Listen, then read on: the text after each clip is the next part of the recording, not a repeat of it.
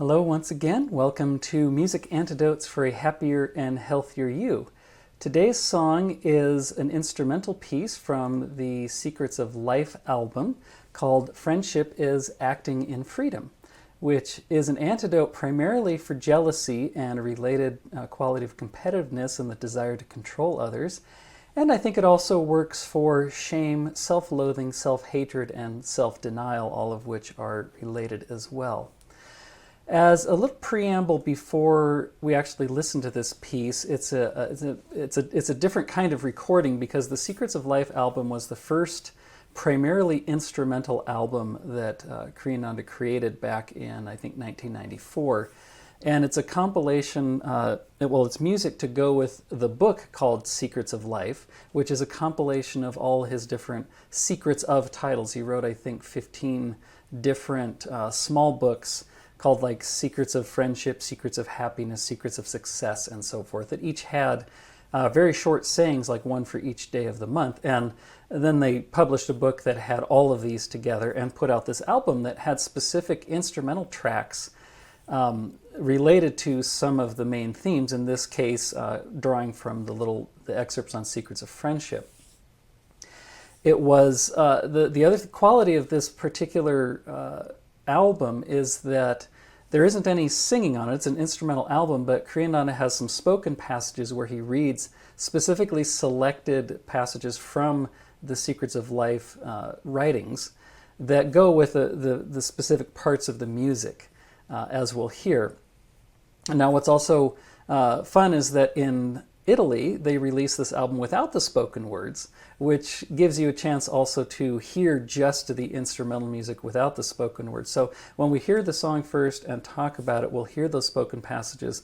And then when I play the song at the end, I'll play the version that was released in Italy that has just the instruments without the spoken words at all. What this really gives us a chance to do with an instrumental piece like this, with the clues provided by the title of the album as well as the spoken excerpts, is really to help us understand how to really hear the melody and the rhythm and the harmonies that are going on, to see what is the music itself really saying, what's the different aspect of higher consciousness that's being expressed here. And so that's what we have an opportunity to do, but we'll listen to this track first. It's about 4 minutes and 15 seconds long, and then I'll go through and say how each part is operating.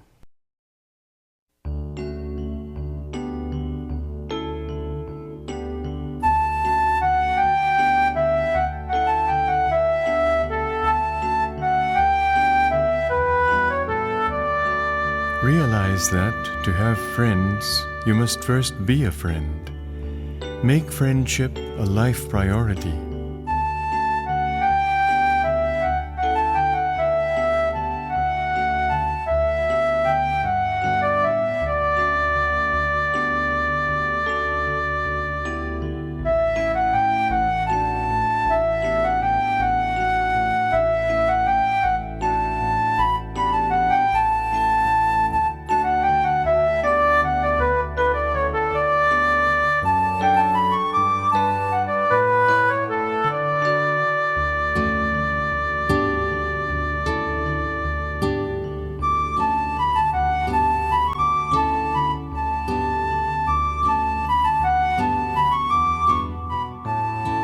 Never belittle a friend's enthusiasms.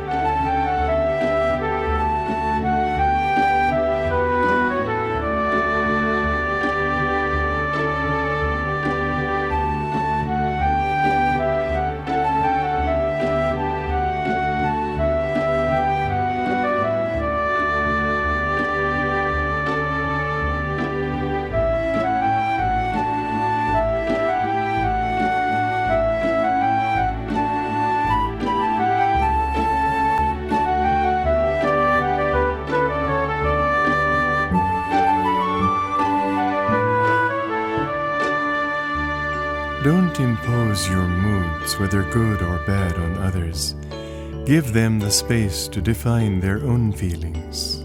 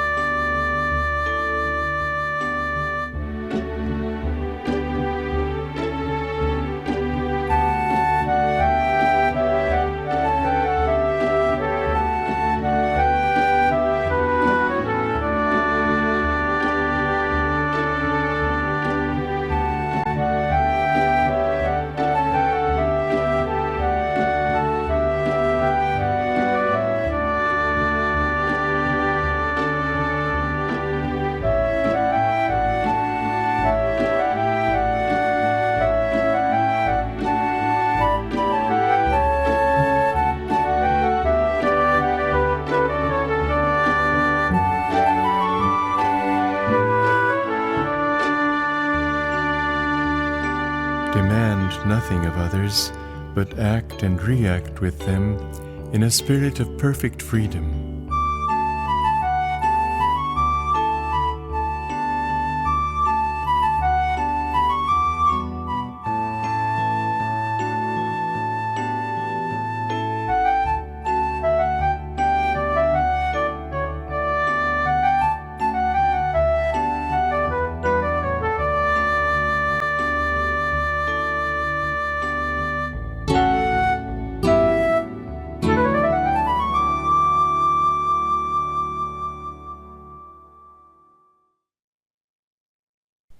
Now here with the track Friendship is Acting in Freedom, we have, of course, these spoken words to help us understand what the piece is really trying to communicate, as well as the title of friendship being primarily one of relationship or freedom. It's really saying that in the consciousness of true friendship, you never have that kind of binding or possessive or jealous sort of relationship. You're not conditioning your friendship on the other person's behavior, that thought that, well, I'll remain a friend as long as you behave this way or do certain things for me, or don't somehow act outside of my own chosen boundaries. You got to give freedom to the other person to really explore their own lives and their own karma as sees fit. In friendship, as Yogananda taught, really must be one of mutual service toward self-realization, that it's that acting in freedom to allow each other to explore and act such that we help one another become free of the delusions of the ego and the bindings of the ego. As he wrote in he wrote an article called The Art of Gaining Friends in the magazine Inner Culture in 1936, and let me read this little excerpt for you. He said, "Cultivate true friendship, for only thus do you attract true friends to yourself. True friendship consists of being mutually useful and offering your friends good cheer in distress, sympathy in sorrow, advice in trouble, and material help in times of need. Friendship consists in rejoicing in the good fortune of your friends and sympathizing with them in adversity. Friendship gladly forgoes selfish pleasures and self-interest for the sake of a friend's happiness, without consciousness of loss or sacrifice, and without counting the cost." Swami Kriyananda's book, Secrets of Friendship, contains many of the same thoughts as in this teachings and many of the other teachings that Yogananda gave on the subject of friendship. And again, on the English release of the Secrets of Life album, he offers those spoken excerpts as you saw in the slide that I had up. And again, he specifically chose those excerpts for the music that's being played at the particular time. So we want to explore now how that music then conveys these ideas, not just the ideas of true friendship, but also the consciousness of it. And let's start looking at the piece as a whole. So taken as a whole selection here, it's really giving something of a soul journey of the soul exploring that friendship, a soul seeking to understand the value of friendship on the path towards self-realization and becoming one and having communion with the friend of all friends, as Yogananda said. The soul in this journey learns that friendship doesn't mean to be bound or restricted, but to be grateful for the mutual service and love and sharing that one encounters in that, even if it's for just a short time. Put another way, we have to realize that friendship on the material plane, when we have these bodies that are bound by time and space, we're bound by time and by distance and ultimately by death, and we can't depend on the permanency of any given form of the form of a body or those outward relationships, especially, you might say, the very shallow friendships we have on social media these days, where people not only judge their own personal value on the mere quantity of how many friends they have, but then on how many, the reactions and the likes of the friends on various things you post, and whether the picture of your lunch gets a bunch of likes from your friend. That's very, very shallow kinds of friendship. We're talking of something that's much, much deeper here. Because true friends, as I've said, really render service to each other, not just in one life, but really across many incarnations, coming together time and time again in different forms, in different types of relationships in their quest for God. And the friendship then exists in that soul connection and not in the specific roles that one another plays in any given incarnation. And so this is why that idea of acting in freedom is so important. Yogananda described that true friends across many incarnations have really had all manners of relationships. They've been parents and children, they've been lovers, they've been siblings, they've been, even maybe have been enemies at different times. But all those different kind of combinations and variations have come into play as those souls keep incarnating and help each other to grow closer to God.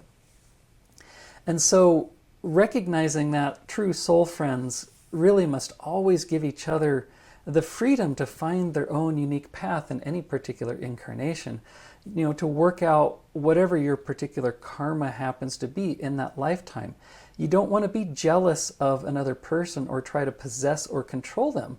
As a good example of this, if you have two souls who were, say, married in a previous lifetime and then get born in this life as, say, siblings, they certainly can't cling to each other as they might have in a marital relationship. They need to allow each other to go find the partnerships they need in this life and to continue working out karma that they also have with other souls. And to block that would be very negative, and in fact also probably generate some negative karma as well, which we don't want at all. Now we can feel this consciousness in this song, Friendship is Acting in Freedom, through its different melodic phrases, which are played against a rhythmic background, I think, as you've heard. And let me restart it over again just to point out what I'm saying. So at the beginning of the song, that's the rhythmic background, and there's the melodic phrase. Okay, we'll go back to these and take these one by one.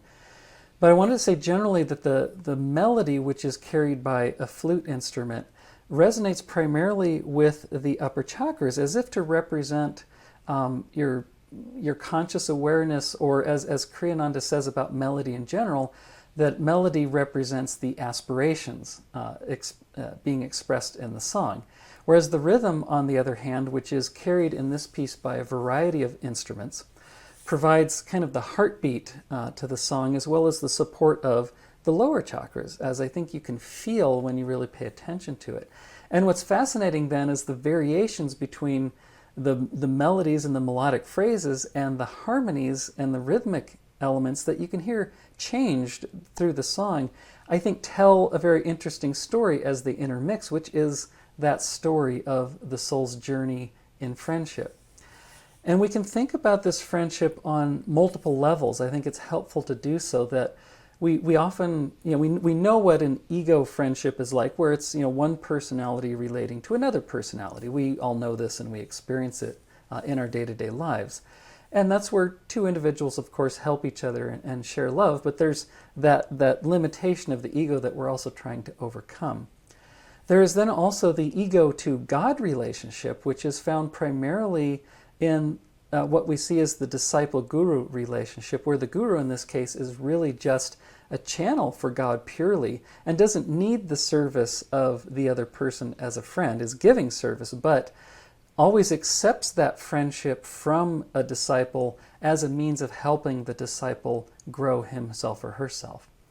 And then there's also the God-to-God relationship, you might say, which happens when you have two souls, two friends who really celebrate each other's soul liberation. And this is something you can see in the relationship between, say, Yogananda and his most advanced disciples, such as Rajarsi Janakananda and Sister Gyanamata, who were very much free in this lifetime before they even left the body. And you could see that perfected friendship going on between the two. And then on another level, we also have, just looking inwardly, we have the friends that we can speak of here can mean the different chakras in the spine, as well as the mental citizens of the spine.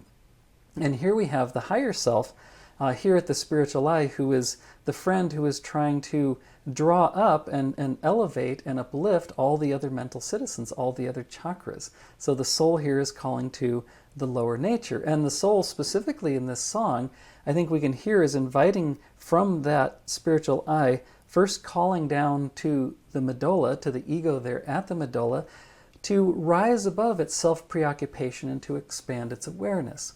And then the willing ego, in turn, knowing that this is a good direction and offering itself into that, can invite all the other mental citizens or all the other lower centers in the spine to also rise.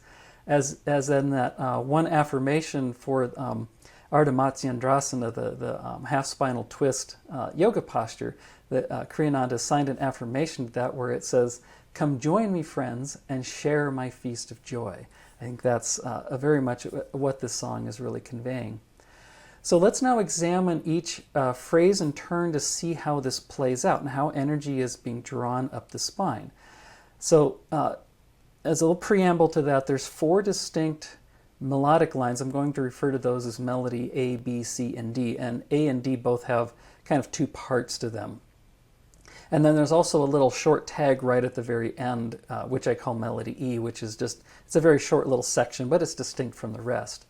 And then these different melodies are accompanied by different harmonies, which I'll refer to as like H1 and H2 and H3, just to have a nomenclature to make it easy on myself. And it's against these then, that regular heartbeat, that we get those variations. So let's start with what I call phrase 1 here in the music, which is the opening melody A, which has 2 distinct parts, again, melodies A1 and A2. Let me just start playing that so you can hear it. And the harmony here is a really nice, soft, smooth, gentle, chime-like sounds with a lower beat followed by a higher chord. Realize that to have friends, you must first be a friend. Make friendship a life priority. So we have this high part, this flute, which again, if you listen distinctly, it actually has 2 different elements to it. I'm going to pause it here. The first little run through it has some little lower notes on it, and the second part, melody A2 as I call it, stays a little higher. And in both these cases, the melody starts higher and then ends a little lower. It resonates here first with the spiritual eye, and then kind of lets it descend down to the medulla, which is the higher self calling to the ego to awaken. So this phrase is really expressing the voice of the higher self descending to where the ego can relate to it, where the impersonal is descending to the personal level, not to affirm the ego, but to then invite it upwards, as suggested by the voice of the higher self, which is those words that Kriyananda read. Realize that to have friends, this is the higher self here speaking, realize that to have friends, oh dear ego, you must first be a friend. Make friendship a life priority. Make that offering of yourself into something greater. The ego needs to be less self-preoccupied to experience friendship in a great way. So the higher self is telling the ego this to offer itself. Now at the same time, that harmony part that we're hearing resonates, I think, very much with the first and the second chakras, kind of that low heartbeat, that lower energy coming up to sort of start to awaken and uplift those lower parts of the spine as a whole. And this brings us into phrase 2 now, where you hear a chord change in the background rhythm. And that deeper, more powerful harmony awakens that third chakra. And I'm going to pause there because the chord changes back. So that was just phrase 2. So that harmony change has brought in now the third chakra as well. So we got the lower 3 chakras going. And the notes now in melody B, as I call it, that are in this phrase, are actually moving upwards. So it's like that higher self again has descended to the ego, and now the personal idea of the ego here at the medulla is responding to that invitation with the support of the depth of the harmony. It's kind of what I feel from that is that there's this tentativeness, a little bit of a hesitation at the invitation, but a willingness nonetheless. And there's this invitation, this support from the lower centers trying to want to rise. And now this goes into the third phrase, I should say, that returns to the original background harmony. And we have these rising notes at the end here. Yeah, that's where it was. Just that short little phrase with kind of this more upward notes that feels like it's expressing now that positive response of the medulla and the spine and the ego, getting a first glimpse of what's possible with true impersonal friendship. And now we enter into the next phrase here, phrase 4, where there's a distinct change in the background instrumentation, especially adding a plucked guitar. You hear that? You hear that now. Now, plucked string instrument is in fact the sound of the third chakra, if you know the sounds of the chakras, and thus this change in harmony. Enthusiasms. There's the words. Let me pause it again. That change in harmony, the harmony and rhythmic part with that plucking serves to pull energy up from the first and second chakras, more specifically into the third, where that plucking sound resonates. And the first melody here before the spoken words feels somewhat celebratory, I think. And let me back it up just slightly so we can hear the words. Never belittle a friend's enthusiasms. You know, this saying is really quite appropriate for the introduction of energy in the third chakra, which is often referred to as the power center. I'm going to pause it here again. You know, and belittling enthusiasms of another person really means to try to exercise power over them. So the piece here is taking the opportunity to keep the energy of that chakra moving upwards, which is to say to celebrate another's enthusiasms, to share in their joy, as that passage from Yogananda was saying. And with this realization, then the music relaxes into that second part of Melody D that completes the first broader arc of this whole piece. Now you hear that change in the harmony, and let me speak to that a little bit. We have now, with entering phrase 5 here, the harmony first changes to introduce some slow orchestral strings, which resonate with the heart chakra now and serve to pull much of that lower energy in the spine up to that center. And the simple guitar pluck, if you listen now, you can hear the background. There's, instead of that guitar pluck, there's an orchestral pluck, which is where all the violins and cellos and things are being plucked instead of bowed. And the plucking still resonates with the third chakra, but pulls more energy, I think, namely the energy that's up from the first and second chakra, up to the third and also the fourth. And on top of this background, we're hearing again the progression across all the original melodies, Melody A, Melody B, and Melody C, which are phrases 5, 6, and 7. So here, this is A2, you might say, and then you'll hear the chord change again. Right there, going into Melody B. And I'll go back to Melody C here shortly. And you can definitely feel that there's greater energy in this. There's a gathering of strength in the spine as the higher self continues to invite us upwards. I'm going to pause it here. Oops. I hear Ananda speaking again. So right after those phrases that we just heard, there's this short interlude where you hear the first harmony, again, what I call harmony H1, with those soft, gentle, chime-like sounds that we began with. And this once again touches the lower centers, but lightens them a little bit further. And it's then during this interlude that you hear Kriyananda speaking the words. Just a moment. Don't impose your moods, whether good or bad, on others. Give them the space to define their own feelings. Those two short sentences are really full of very appropriate wisdom for this point in the piece, because the previous phrases awakened a lot of heart energy, and that energy can, when directed outwardly rather than upwardly, become that's when you start imposing moods on others, where that heart energy is kind of going out and imposing itself on other people around you. And that can also become another subtle way to try to control people, right? I mean, we've all been there where you have a mood, you have a heart energy, and you're putting it out there hoping someone else responds to it in the way that you want. You're essentially trying to control them in that way. And so the words here really remind us, reminding all the lower chakras as well as the heart, to give other people the freedom to feel what they are feeling in right now, and not always to be responsible for our moods and our feeling. So what the music is trying to do at this point now is saying we have this energy of the heart, and we want to try to help it transform itself and the energy of the lower centers to something even higher, which is now what we hear in phrase 8. Let me back up just slightly. Where we have the melody D again, the different parts of D1 and D2, against the lighter background of harmony. The space to define their own feelings. So here's melody D playing.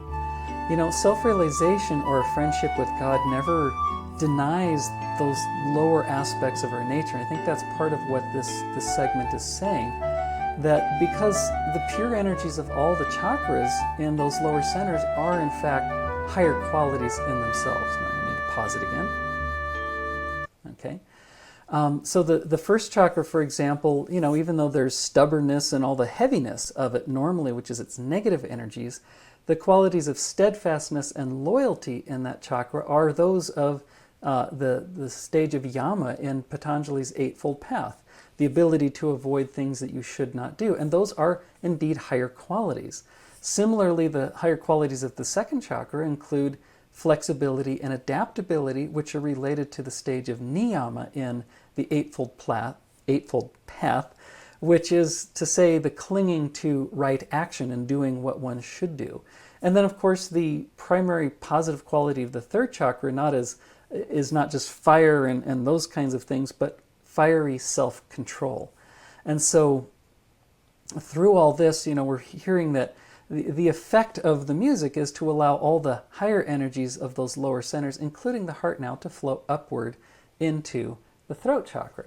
And that's where we begin this next phrase, phrase 9, where we return to the harmonies with the orchestral strings and the orchestral plucking. And that signifies the support of the heart and all the lower centers now up into that expansiveness. And what else do you hear is a duet in the melody here.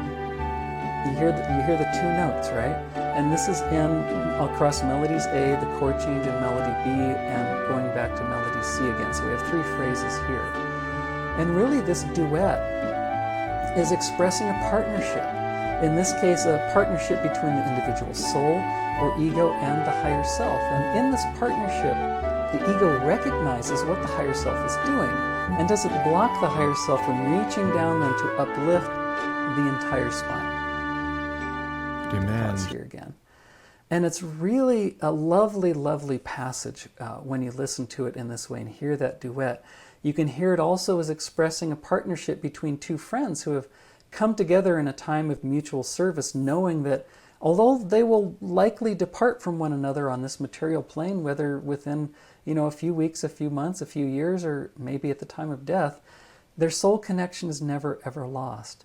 And the duet really expresses also another level of harmony, that of two melodic lines, you know, where you have different notes at different intervals that are being played, where you recognize that you can have two separate but harmonious aspirations going on at the same time, which is two friends having different karmas to work out that are still relating and serving each other. And it's these phrases that we hear, some words again. I think it comes next here. Nothing of others, but act and react with them in a spirit of perfect freedom. So in this duet, the notes of each part are really independent, sometimes coming together in harmony, sometimes offering a rich contrast to one another, while all the while serving that larger goal of the music they make together. And now the phrase that I just allowed to start here a little bit. We hear the exact repeat of phrase 8, I think it was, with melodies D1 and D2 against the soft background of the H1 harmony again. I'm going to pause it again. That was that little bit with melody D against the soft background. And so it's a repeat of an earlier phrase, but by this point all the energy has been lifted up to the medulla and the spiritual eye.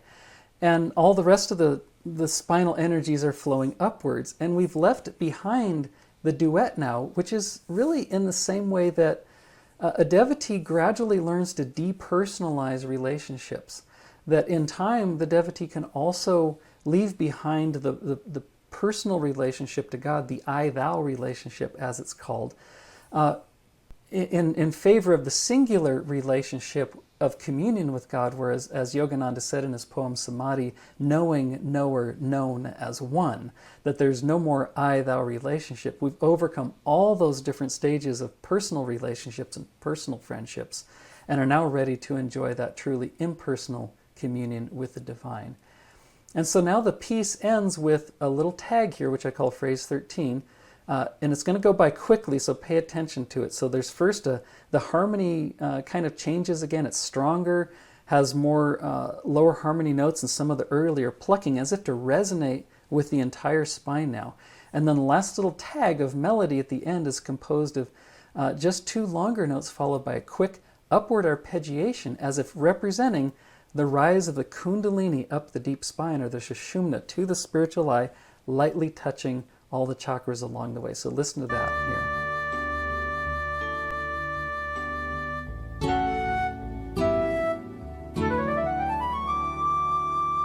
And that's where the piece ends. So overall, again, really this piece, Friendship is Acting in Freedom, it's expressing so much and so beautifully. It's kind of a musical conversation between the higher self and the ego and the lower natures of the soul, to invite the participation of all these things, to open all the lower centers, to invite all the mental citizens to awaken, to flow upwards, to celebrate, get all that energy past the medulla to the spiritual eye here, as we, again, do in so many of our songs and in practices like Kriya Yoga as well. As I've often said to others, that Ananda music is really a musical expression of Kriya Yoga, because of the way it just continually uplifts energy in the spine and focuses it up here at the spiritual eye. And these variations of melody and harmony move through the spine in a way that represents the variations of relationships. The ego to its lower qualities, the higher self to the ego, the higher self to those lower qualities, as well as the kind of ego-ego relationships in that duet, the ego-guru relationships, and the God-God relationships, as I mentioned before, with each element in that supporting each other at every stage. And so then now we can say, what are the negative emotions that this piece really helps to work with?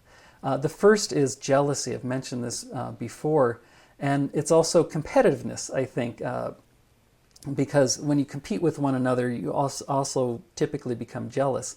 And I think that's why Ananda's wedding ceremony, the vows that the couple takes in there, includes the line, I will not compete with you, to help overcome the tendency of people to become jealous in this way. And jealousy is the quality that Kriyananda assigned to this song to in day 25 of Secrets of Emotional Healing, and here's what he says. It says, the secret of overcoming jealousy is to realize that no human being ever owns another. Each stands alone before eternity. That man or woman who truly loves is truly inwardly free, and who grants perfect freedom to all. Everyone must grow at his own pace to find his rightful position in the great scheme of things. Jealousy in this sense, which is different from just envying somebody else's possessions, but it is related in a way. But it's really the opposite of allowing people the freedom, again, to work out their karma as they need to, even if it involves relationships with other people or has other relationships than the one that you personally might desire. And that's why I say it also works for that desire to control or own others, which means feeling like you're not getting the kind of attention that from someone else that you think you deserve. And it's helpful to recognize that this sense of this peace friendship as acting in freedom applies to relationships also between the higher self or God and the human egoic or lower natures within us. Because on one level, the Bible says, I, your God, am a jealous God.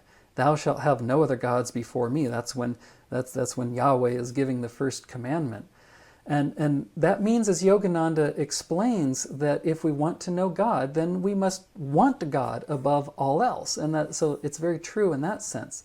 But on another level, God is never jealous in the sense that we're speaking of here. God gives us the freedom to explore His creation however we want, for however long we want, waiting patiently, even eternally, if needs be, for each soul to decide on their own free will to emerge back into God. God's love is always there, always as a magnetic force that's pulling us back toward Him, but He gives us the power to decide whether we respond to it or not, and to what degree we respond, and that's a great gift of freedom there. And inwardly, too, this freedom is important to recognize, because sometimes we as devotees must accept that you do have so-called lower karmas or desires that you have to work out that we associate with the lower spinal centers and somehow think, no, we should be focused here, so those are not that good. But really, we do have to accept the ramifications of those desires as karmas to work out, or commitments that we may have made that come from them that dharmically we need to work out. So, for example, there's what can happen in relationships is where the devotee partner might really be a renunciate or a celibate at heart and want to go in that direction, but they're married to a partner who isn't ready to, say, renounce sexual relationships at the time.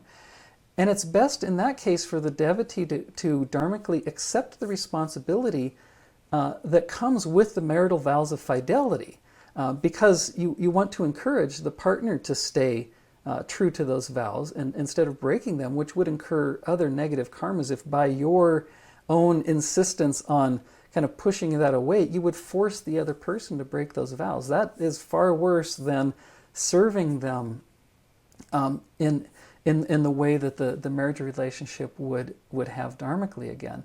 So you don't want to impose your desire for renunciation on your partner, which would be to impose suffering, and then again not give them no other choice than perhaps to be unfaithful and to find another partner. And again, the bulk of that negative karma in that situation would probably fall on you as the one who is imposing their ideas on someone else rather than on the partner, because you're the one that forced the circumstances. Similarly, if you might need to accept activities like money making or activities like travel, and even engaging in what you might call sensual pleasures of all kinds, even an attraction, you might say, to alcohol, because a devotee whose love for the highest, for God, knows that it's always best to work through these things rather than trying to suppress them. As it says in the Bhagavad Gita, even the wise behave in accordance with nature as manifested in them. Of what avail then is suppression? A devotee always seeks to acknowledge all those lower nature, then that friendship, acknowledge those lower energies, and then seek to transform or transmute them into something higher rather than to just deny them or to simply surrender to them. Because we recognize that ultimately everything is part of God, and one must find God at the heart of every experience.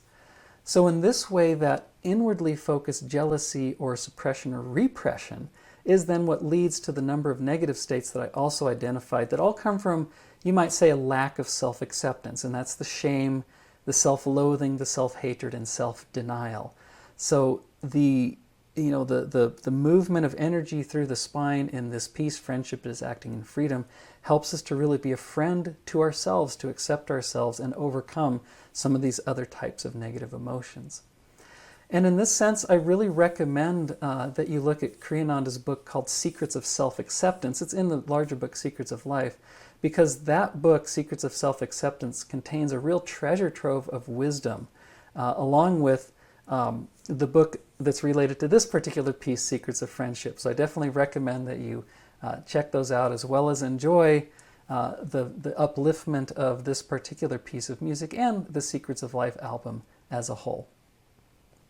So we'll now listen to what was the Italian release again of this whole piece, which is just instrumental without any of the readings, so you can really try to enjoy and feel just what's going on inside yourself as you listen.